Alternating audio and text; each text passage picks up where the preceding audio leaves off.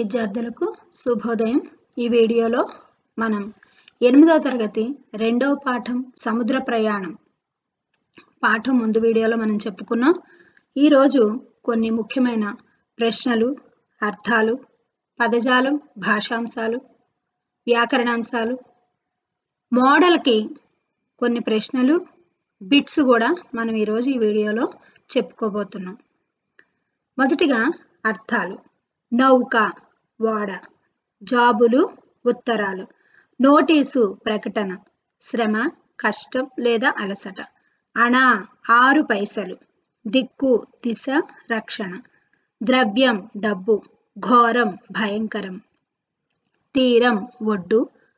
దృశ్యం, చూడతగినది. సాధ్యం, చేయగలిగింది. శాకాహారం, కూరగాయలతో తిను పదార్థం. ప్రశాంతం, శాంతంగా ఉండుట. ఉచ్చారణ, పలుకు, పలకడం లేదంటే ఉచ్చరించడం. పాశ్చాత్యులు, పడమటి దేశస్థులు లేదంటే విదేశీయులు. ఇక్కడ ఆలోచించండి, చెప్పండి పాఠంలో మనకి ఇవ్వడం జరిగింది. అవి ఒకసారి వివరించుకునే ప్రయత్నం చేద్దాం. కానీ ఇవి మీకు జస్ట్ గైడ్ చేయడానికి మాత్రమే. కానీ మీరు సొంతగా ఇవి హెల్ప్ తీసుకొని మీరు సొంతగా 4-5 వాక్యాలు రాయడానికి ప్రయత్నం చేయండి. జనాలు కాన్వాయ్గా వెళ్ళడం ఎప్పుడైనా చూసారా? దేని కొరకు అట్లా వెళ్తాయి? జనాలు కాన్వాయ్గా వెళ్ళడం చూశాను. గొప్ప గొప్ప పదవులలో ఉన్నవారి రక్షణ కోసం కాన్వాయ్గా వెళ్ళడం చూశాను. ప్రమాదాలు జరగకుండా ఉండడానికి ముందస్తు చర్యలు తీసుకుంటాయి. అసాంఖ్యక శక్తులు ఎవరైనా దుశ్చర్యలకు పాల్పడతారేమో అని ముందస్తు చర్యగా రక్షణ భద్రతలను చూస్తాయి.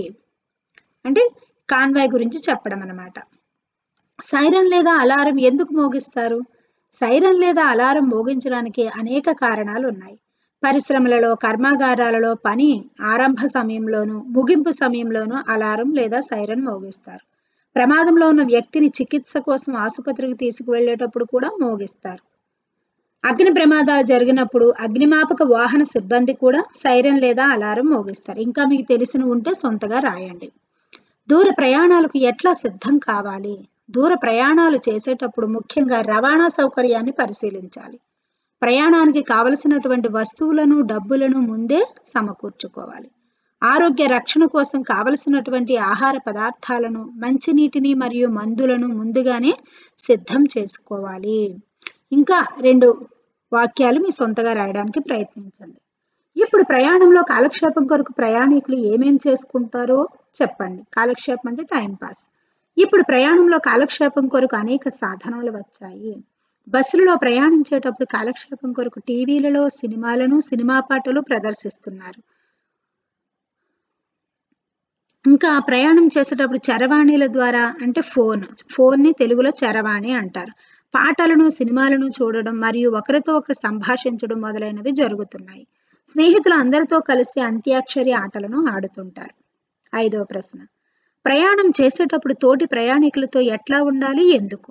ప్రయాణం చేసేటప్పుడు తోటి ప్రయాణికులతో స్నేహపూర్వకంగా ఉండాలి. తగాదాలకు, గొడవలకు తావివ్వకూడదు. అప్పుడే మనం వారితో కలిసి ప్రయాణం చేయగలుగుతాం. మనకు ఎటువంటి ఇబ్బంది కలగకుండా ఉంటుంది. అత్యవసర పరిస్థితులలో వారు మనకు సహాయం కూడా చేస్తారు. క్రొత్త ప్రదేశానికి వెళ్ళేటప్పుడు అక్కడి భాష అర్థం కాకపోతే ఎటువంటి చిక్కులు ఎదురవుతాయి? అప్పుడు మీరు ఏం చేస్తారు? కొత్త ప్రదేశానికి వెళ్ళినప్పుడు అక్కడి భాష మనకు అర్థం కాకపోతే మనకు చిక్కులు ఎదురవుతాయి. మనం చెప్పదలుచుకున్న విషయాన్ని వారికి సరిగా చెప్పలేం. మనకు కావలసిన సమాచారం వారి దగ్గర నుంచి మనం తీసుకోలేం. అలాగే అక్కడ మనకు కావలసిన సదుపాయాలు, వసతులు మనకు సరిగా దొరకవు. 3-4 వాక్యాలు రాస్తే సరిపోతుంది. విదేశాలకు వెళ్ళేటప్పుడు గడియారంలో సమయాన్ని సరిచేసుకోవాలి. దీనికి కారణం ఏమిటి? విదేశాలకు వెళ్ళేటప్పుడు గడియారంలో సమయాన్ని సరిచేసుకోవాలి. భౌగోళికంగా దేశాల మధ్య సూర్యోదయం, సూర్యాస్తమయం ఒకే రకంగా ఉండదు. దానివల్ల దేశాల మధ్య సమయంలో వ్యత్యాసం ఉంటుంది. అందుకే అక్కడ సమయానికి మన సమయానికి తేడా ఉంటుంది. ఆ తేడా ముందుగానే గుర్తించి మనం వెళుతున్న ప్రాంతం యొక్క సమయాన్ని మనం అనుసరించాలి. కాబట్టి గడియారాన్ని తిప్పుకోవాలి, సరిచేసుకోవాలి. విదేశాలలో మనకు తెలిసిన వారు, బంధువులు ఉంటే ఎలాంటి సౌకర్యాలు పొందవచ్చో చెప్పండి. ఫెసిలిటీస్, సౌకర్యాలంటే విదేశాల్లో మనకు తెలిసిన వారు బంధువులు ఉంటే మనకు ఎటువంటి ఇబ్బంది ఉండదు. ముఖ్యంగా ప్రాంతీయ పరంగా భాషా పరంగా ఇబ్బందులు ఎదుర్కోవాల్సిన అవసరం ఉండదు. తెలిసిన వారు బంధువుల సహాయంతో మనం వెళ్ళిన పని సులభంగా పూర్తి చేసుకోగలుగుతాం. ఆయా దేశాల నిబంధనలను వారి ద్వారా తెలుసుకొని వాటికి అనుగుణంగా మనం నడుచుకోగలం. అలాగే ఆహారానికి నివాసానికి ఎటువంటి ఇబ్బంది ఉండదు. వారి సాయంతో అక్కడ చారిత్రక ప్రదేశాలను చూడవచ్చు. 9వ ప్రశ్న, ఈశ్వరా నీవే దిక్కు అని రచయిత అనుకోవడానికి కారణం ఏమిటి? మీకు ఎదురైన అలాంటి సందర్భాన్ని చెప్పండి. రెండవ ప్రపంచ యుద్ధ కాలంలో లండన్ వెళ్ళి చదువుకోవడం వ్యయ ప్రయాసలతో కూడుకున్నది. అయినా ఉన్నత విద్య కోసం రచయిత ఎక్కువ సామాన్లు లేకుండా 22 పౌండ్లతోనే ఇంగ్లాండ్కు బయలుదేరారు. ఆ సముద్ర ప్రయాణంలో ఎలాంటి కష్టం కలగకుండా గ్రేట్ బ్రిటన్ చేరాలి. అందుకు ఈశ్వరా నీవే నా దిక్కు అని అనుకున్నాడు.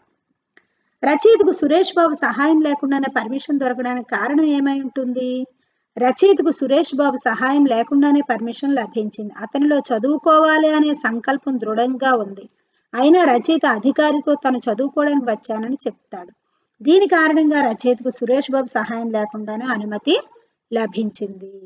11వ ప్రశ్న, ఏ సందర్భాల్లో మీరు దేవుడికి కృతజ్ఞతలు తెలుపుకుంటారో తెలపండి. ఆ భగవంతునికి మనం అన్ని వేళలా కృతజ్ఞతతో ఉండాలి.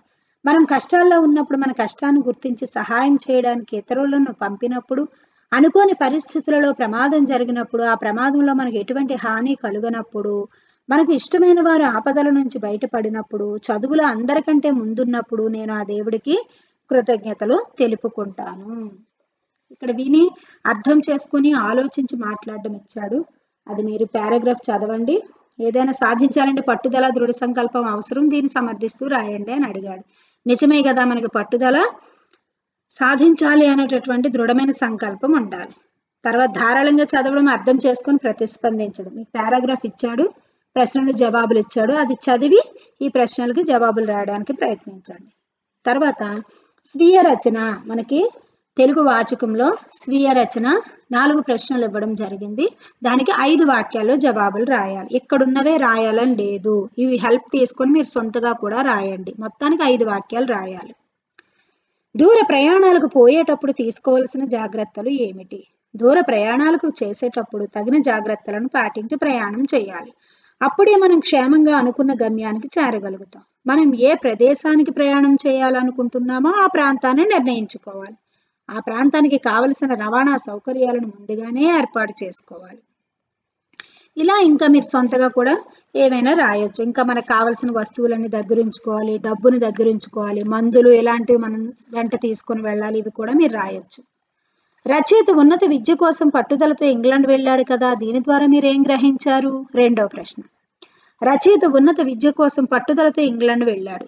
ఏదైనా ఒక లక్ష్యాన్ని, దానికి కావలసిన కృషి ఉంటే ఎన్ని కష్టాలు వచ్చినా అనుకున్న లక్ష్యాన్ని సాధించగలం. రచయిత రెండో ప్రపంచ యుద్ధం జరుగుతున్న సమయంలో ఉన్నత విద్య కోసం సముద్ర ప్రయాణం చేసి విదేశాలకు వెళ్లి చదువుకోవడం గొప్ప సాహసంతో కూడుకున్నది. రచయితకు చదువుకోవాలనే పట్టుదల దృఢంగా ఉంది. అంతేగాక ఆ భగవంతునిపై భక్తి విశ్వాసాలు కూడా ఉన్నాయి. అందుకే సముద్ర ప్రయాణం అప్పుడు ఎటువంటి ఇబ్బందులు కలగకుండా గ్రేట్ బ్రిటన్ చేరాలని ఆ భగవంతుని పదే పదే వేడుకుంటున్నాడు. అనుకున్నది సాధించడానికి పేదరికం అడ్డు కాదని రచయిత నిరూపించాడు. అది విద్యార్థులు గ్రహించారు. ఉన్నత లక్ష్యంతో పట్టుదలతో దేనినైనా సాధించవచ్చు, వివరించండి. ప్రతి మనిషికి ఒక ఉన్నత లక్ష్యం ఉండాలి. దానిని సాధించడానికి మనిషి పట్టుదలతో తగినంత కృషి చేయాలి. అప్పుడే అనుకున్న లక్ష్యాన్ని చేరుకోగలుగుతారు. లక్ష్య సాధనలో పేదరికం అడ్డు కాదు. లక్ష్య సాధనలో ఎన్ని ఆటంకాలు ఎదురైనా వాటన్నింటినీ అధిగమిస్తూ ముందుకు నడవాలి. లక్ష్యాలు 2 రకాలు. మొదటిది తాత్కాలిక లక్ష్యం, రెండోది దీర్ఘకాలిక లక్ష్యం. ఒక కొత్త ప్రదేశాన్ని దర్శించినప్పుడు అక్కడ తెలియని విషయాలను తెలుసుకోవడానికి మీరేం చేస్తారు? ఒక కొత్త ప్రదేశాన్ని దర్శించినప్పుడు అక్కడ తెలియని విషయాలను తెలుసుకోవడం చాలా కష్టం. తెలియని ప్రదేశానికి వెళ్ళినప్పుడు బస్టాండ్లు, రైల్వే స్టేషన్లు అట్లాంటి ప్రదేశాల్లో విచారణ కేంద్రానికి వెళ్ళి నాకు కావలసిన సమాచారం అడిగి తెలుసుకుంటాను. కొత్త ప్రదేశాన్ని దర్శించడానికి వెళ్లే ముందు అక్కడ నాకు తెలిసిన మిత్రులు గాని, బంధువులు గాని ఎవరన్నా ఉన్నారేమో, మా పెద్దవారు, స్నేహితులను సమాచారం అడిగి తెలుసుకుంటాను. మీకు ఇంకా ఆలోచనలు వస్తాయి, ఆలోచించి రాయండి. క్రింది ప్రశ్నకు 10 వాక్యాలలో జవాబులు రాయండి. ఇది ఎస్ఏ క్వశ్చన్. అనుకున్నది సాధించడంలో కలిగే తృప్తి అనంతమైంది. ముద్దు రామకృష్ణయ్య సముద్ర ప్రయాణం ఆధారంగా వివరించండి. అనుకున్నది సాధించడంలో కలిగే తృప్తి ఎంతని వివరించి చెప్పలేం. అది అనంతరం. ముద్దు రామకృష్ణయ్య ఒకే ఒక ఉన్నత లక్ష్యంతో సముద్ర ప్రయాణం చేశారు. అదే ఉన్నత విద్య అభ్యసించడం. దానికై ఎంతటి శ్రమకైనా ఓర్చి అనుకున్న లక్ష్యాన్ని సాధించడం. ఆ లక్ష్య సాధనలో ఆయనకు పేదరికం అడ్డు కాలేదు. రెండో ప్రపంచ యుద్ధ కాలంలో అప్పటి వాతావరణ పరిస్థితులు, మరోపక్క సముద్ర రోగం ఇవేవీ ఆయనకు అడ్డు కాలేదు. ఆయన లక్ష్యాన్ని చేరుకోవడానికి తన పట్టుదల, కృషి కాకుండా భగవంతుని మీద నమ్మకం కూడా ఉంచి తన ప్రయత్నాన్ని కొనసాగించారు. సముద్ర ప్రయాణం అప్పుడు గ్రేట్ బ్రిటన్ వెళ్ళడానికి పర్మిట్ అని స్టాంపు వేశారు. అప్పుడు రచయితకు పట్టరాని సంతోషం, తృప్తి కలిగాయి. ఎన్ని ఇబ్బందులు ఎదురైనా అనుకున్నది సాధించడంతో ముద్దు రామకృష్ణయ్యకు తృప్తి కలిగించాయని చెప్పాలి. ఇంకా పొడిగించి కూడా మీరు రాసుకోవచ్చు. సృజనాత్మకత, ప్రశంస అంటే ఏంటి? క్రియేటివిటీగా పొగుడుతూ రాసే ప్రశ్నలు. కింది వాటిలో ఒకదానికి సృజనాత్మకంగా జవాబు రాయండి. చదువును కష్టంగా భావించవద్దు. ఉన్నత లక్ష్యం పెట్టుకొని ఇష్టంగా చదువుకొని అనుకున్నది సాధించాలని తెలుపుతూ మిత్రునికి లేఖ రాయండి. లేఖ రాసేటప్పుడు కొన్ని నియమాలు ఉంటాయి. పేపర్కి కుడివైపు పైభాగాన తేదీ వేసి కామా పెట్టి, ఎక్కడి నుంచి రాస్తున్నామో ఆ ప్రదేశం రాసి చుక్క పెట్టాలి. ఎడమ వైపు మీరు ఎవరికి రాస్తున్నారో వాళ్ళని సంబోధించాలి. ప్రియమైన చందుకు అని పెట్టారు అక్కడ చూడండి. నీ స్నేహితుడు రాయనిది, నేను ఇక్కడ బాగానే చదువుకుంటున్నాను, నువ్వు బాగా చదువుకుంటున్నావని ఆశిస్తాను. ఈరోజు మా ప్రధానోపాధ్యాయులు మా పాఠశాలలో ప్రతి మనిషి ఉన్నత లక్ష్యాన్ని కలిగి ఉండాలని, దానిని సాధించడానికి ఎంతటి కష్టాన్నైనా ఎదుర్కొని అనుకున్న లక్ష్యాన్ని సాధించాలి అని చెప్పారు. అలాగే మనం చేసే ప్రతి పనిని కష్టంగా కాకుండా ఇష్టంగా మార్చుకుంటే చేసే పనిలో విజయాన్ని సాధించగలం. మన చదువుని కూడా మనం కష్టంగా భావించకుండా ఇష్టంగా చదివితే అనుకున్న ఫలితాలను పొందగలుగుతాం.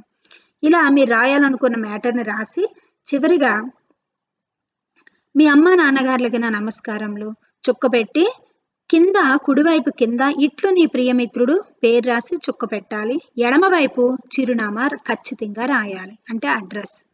చిరునామాలు రాసి కామాస్ పెట్టి చివరిలో చుక్క పెట్టాలి. లేదా మీరు చేసిన ఒక ప్రయాణ అనుభవాన్ని వివరిస్తూ వ్యాసం రాయండి అని ఇంకొక ప్రశ్న ఉంది. అనుభవాన్ని, మీరు ఏదైనా ఒక ప్రయాణం చేస్తే ఆ అనుభవం ఎలాగుందో వివరిస్తూ వ్యాసం అన్నారు. వ్యాసం అంటే పారాగ్రాఫ్స్ లో రాయాల్సి ఉంటుంది. మీ అనుభవాలన్నీ రాసి చక్కగా వివరిస్తూ రాయాలి. కింద యాక్టివిటీ ఇచ్చారు. వివిధ పత్రికల్లో వచ్చే యాత్ర రచనలు చదివి వాటిలో ఒక దానికి నివేదిక రాయండి అని ఇచ్చారు. అంటే మన ప్రాజెక్ట్ వర్క్కి ఇవి యూస్ఫుల్గా ఉంటాయి. అది ఎలా రాయాలో నివేదిక మ్యాటర్ ఉంది, మీకు అవసరమైతే చూడండి.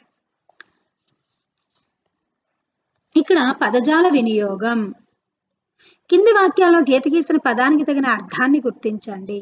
పై చదువుకు సరిపడా ద్రవ్యం నా వద్ద లేకుండే. ద్రవ్యం డబ్బు.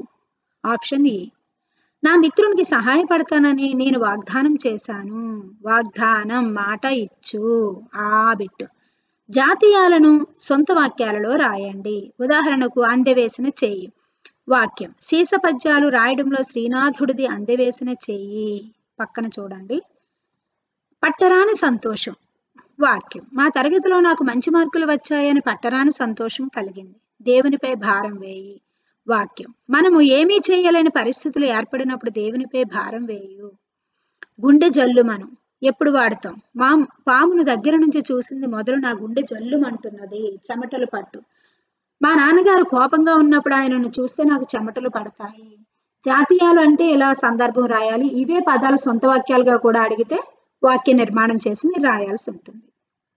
భాషను గురించి తెలుసుకుందాం.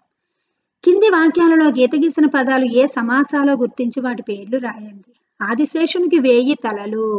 1000 సంఖ్య గల తలలు. ద్విగు సమాసం. ఉభయపద ప్రాధాన్యము కలది ద్వంద్వం. ఇందు పదములు రెండును ప్రథమా విభక్తిలో ఉండును. ఇందలి పదములన్నీ క్రియతో అన్వయించును. ఇక్కడ పైనిచ్చింది మనకి ద్విగు సమాసం, క్రింద ద్వంద్వ సమాసం గురించి చెప్తున్నారు. అంటే సంఖ్య, మొదటి పదం సంఖ్యావాచకంగా కలిగిన సమాసమే ద్విగు సమాసం. రెండు సమాన ప్రాధాన్యతలు కలిగి నామవాచకాలతో ఉన్న సమాసాలు ద్వంద్వ సమాసాలు. ఇక్కడ చూడండి. మంత్రతంత్రాలు. మంత్రము తంత్రము ఉభయపద ప్రాధాన్యము కలిగింది ద్వంద్వము అన్నారు కదా, అంటే రెండు పదాలకి ప్రాధాన్యత కలిగి ఉంటుంది అనమాట. కృష్ణార్జునుడు. కృష్ణుడును అర్జునుడును ద్వంద్వ సమాసం. మంత్రము తంత్రము ద్వంద్వ సమాసం. రవి రాము అన్నదమ్ములు, అన్నదమ్ములు అన్నయ్యను తమ్ముడును ద్వంద్వ సమాసం. ఇక్కడ మళ్ళీ చూడండి, వారానికి 7 రోజులు, 7 సంఖ్య గల రోజులు. 7 సంఖ్య మీకు ఎప్పుడైతే వచ్చిందో మొదటి పదం పూర్వపదం సంఖ్యావాచకంగా కలిగిన సమాసం ద్విగు సమాసం గుర్తుపెట్టుకోండి. 7 సంఖ్య గల రోజులు. 100 ఏండ్లు, 100 సంఖ్య గల ఏండ్లు ద్విగు సమాసం. కింది పదాలు అంటే మీరు ద్వంద్వ ద్విగు 2 సమాసాలు మీరు పైన చూడడం జరిగింది. ఇంకా ఎక్కువ ఉదాహరణలు మీరు సొంతగా రాయడానికి ప్రయత్నించండి. రెండింటి మధ్య తేడాలు కూడా మీరు గమనించండి. కింది పదాలను విడదీసి సంధి పేరు రాయండి. విద్యాభ్యాసం, విద్య ప్లస్ అభ్యాసం సవర్ణ దీర్ఘ సంధి. ఎలా చెప్పామది? అచ్చుకి అదే అచ్చు పరమై వాని దీర్ఘం ఏకాదేశం అవుతుంది. విద్య అన్నప్పుడు తలకట్టు ఉంది కాబట్టి ఆ పలికింది మీకు. అభ్యాసం రెండో పదం మొదటి అక్షరం ఆ, అచ్చుకి అదే అచ్చు వచ్చింది, కలిపినప్పుడు దీర్ఘాక్షరం విద్యా, దీర్ఘం వచ్చింది కూడా ఆ. మొదలైంది, మొదలు ప్లస్ అయింది. లాకి కొమ్ము ఉంది అంటే ఊ ప్లస్ ఆ, అచ్చు, ఉత్తునికి అచ్చు పరమైతే సంధి నిత్యం ఉత్వ సంధి. విద్యార్థులు, విద్య ప్లస్ అర్థులు, ఇక్కడ కూడా ఆ ప్లస్ ఆ వచ్చింది, సవర్ణ దీర్ఘ సంధి. ఇత్వ సంధి, ఇకార సంధి అని కూడా అంటారు. ఇత్తును అచ్చు పరమైనప్పుడు సంధి వైకల్పికముగా నగును. వైకల్పికం అంటే ఏంటి? ఒక్కొక్కసారి సంధి కార్యం జరుగుతుంది, ఒక్కొక్క సందర్భాల్లో సంధి జరగదు, దాన్ని వైకల్పికం అంటారు. అది ప్లస్ ఏమి, అదేమి ఇత్వ సంధి. ఏదైనా, ఏది ప్లస్ అయినా ఇత్వ సంధి. ఏది పూర్వపదం చివర గుడొచ్చింది ప్లస్ అయినా, రెండో పదం మొదటి అక్షరం అచ్చు వచ్చింది, ఇత్తును అచ్చు వచ్చింది ఇత్వ సంధి. వారందరూ, వారు ప్లస్ అందరూ, ఊ ప్లస్ ఆ, ఉత్తును అచ్చు వచ్చింది ఉత్వ సంధి. అత్వ సంధి. కింది పదాలను పరిశీలించండి. రామయ్య, రామ ప్లస్ అయ్య. ఇక్కడ తలకట్టు అంటే ఆ ఉంది, రెండో పదం మొదటి అక్షరం అచ్చు ఉంది, ఆకి హ్రస్వ అకారానికి అచ్చు వచ్చింది, కలిపినప్పుడు రామయ్య. మేనత్త, మేనా ప్లస్ అత్త మేనత్త. మేనయత్త అనేది సంధి జరగని కార్యం, మేనత్త అనేది సంధి జరిగిన కార్యం. అత్వ సంధి 4 రకాలుగా జరుగుతుంది. బహుళము, వైకల్పికము, నిత్యము, ఇలా 4 రకాలు.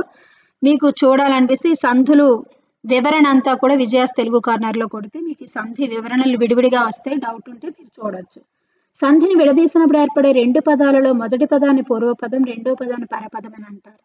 పూర్వపదం చివర ఉన్న అచ్చు ఏది, పరపదం మొదట ఉన్న అచ్చు ఏది, ఇదంతా విశ్లేషణ ఉంది. అత్వ సంధి ఆల్రెడీ మీకు చెప్పాను, మళ్ళీ ఒకసారి చదువుకోండి. 4 రకాలుగా జరుగుతుంది. నిత్యం, వైకల్పికం, నిషేధం, అన్యకార్యంగా జరగడం. ఇక్కడ ఎగ్జాంపుల్స్ ఇచ్చాడు, చూసుకోండి. ఇక్కడ అవగాహన, ప్రతిస్పందన పారాగ్రాఫ్ ఇచ్చి క్వశ్చన్ ఆన్సర్స్ ఇచ్చారు, అవి ఒకసారి చూడండి. స్వీయ రచన క్వశ్చన్ ఆన్సర్స్ మళ్ళీ రిపీట్ అయ్యాయి, ఇవి మోడల్కి చూసుకోండి. మళ్ళీ బిట్స్ కూడా మోడల్కి చాలా బిట్స్ ఉన్నాయి, ఈ బిట్స్ అన్ని మోడల్కి చూసుకోండి. డౌట్ ఉంటే ఇవన్నీ కూడా వీడియోస్ నేను ఆల్రెడీ చేశాను. వాక్య భేదాలు చేశాను, కర్మధారయ సమాసాలు చేశాను, ద్విగు సమాసం, ద్వంద్వ సమాసం, తత్పురుష సమాసాలు, ఇవన్నీ కూడా మీరు వీడియోస్ మీరు విజయాస్ తెలుగు కార్నర్లో డౌట్ ఉంటే అత్వ, యత్వ, ఉత్వ సంధులు ఇవన్నీ కూడా డౌట్ ఉంటే ఒకసారి మళ్ళీ చూడండి. ఈ మోడల్ బిట్స్ మీరు ఎక్కువగా పదే చదవడం వల్ల మీరు బిట్స్ బాగా చేయగలుగుతారు.